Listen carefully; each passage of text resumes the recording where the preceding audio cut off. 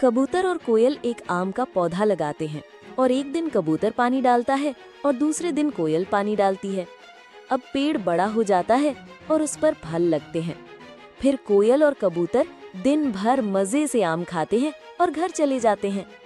तभी एक बड़ा गोरिल्ला वहां आता है और पेड़ को जड़ से उखाड़ फेंकता है। जब कबूतर और कोयल वापस आते हैं तो टूटा हुआ पेड़ देखकर उदास हो जाते हैं और रोने लगते हैं। फिर लाइक और सब्सक्राइब नहीं किया